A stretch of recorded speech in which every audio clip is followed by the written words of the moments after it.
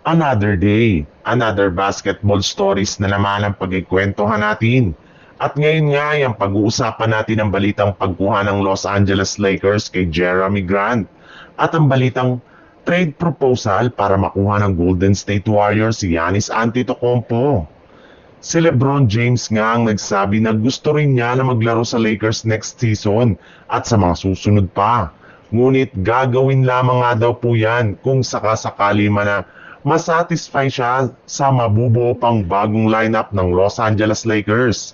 Well, sa ngayon nga ay binabantayan pa rin nga daw ni LeBron ang mga ginagawang move ng Lakers kung makakakuha pa sila ng mga bagong player sa free agency at trade market.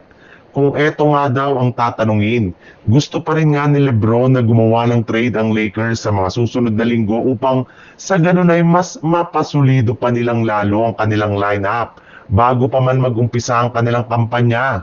At isa nga sa mga trade na posible nila ditong gawin ay ang lumabas na deal nila ng Portland Trail Blazer kung saan dito nga ay makukuha ng Blazers si Rui Hachimura, Gabe Vincent, Jared Vanderbilt at isang second round pick habang ang Lakers naman ay masusungkit dito sina Jeremy Grant, Matisse Thybulle and yes, tama ang inyong narinig. Kasama nga sa mga players na makukuha ng Lakers mula sa Blazers ay si Jeremy Grant na magagamit nila bilang kanilang pinakabagong power forward.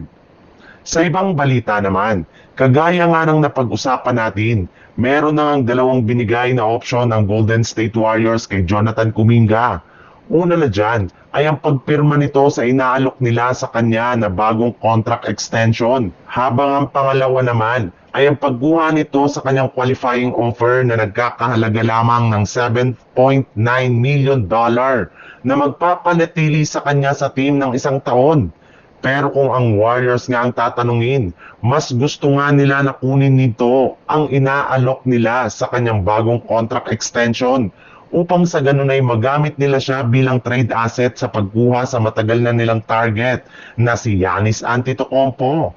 Yes, simula nga daw po nang malaman ng Warriors na hanggang ngayon ay questionable pa rin ang future ni Giannis Antetokounmpo sa Milwaukee Bucks, ay agad na ngang naghanda ngayon ang kanilang front office para makuha siya sa isang trade. Eto na rin naman nga ang mismong dahilan bakit nagmamatigas sila na hindi bitawan ng basta-basta si Kuminga dahil maaari pa nga nila na may offer sa Milwaukee Bucks bilang kapalit ni Giannis next summer. Bukod nga kay Kuminga, ay pwede rin naman ngang i-offer ng Golden State Warriors ang iba nilang mga players na sina Brandon Podziemski, Moses Moody at Tracy Jackson Davis.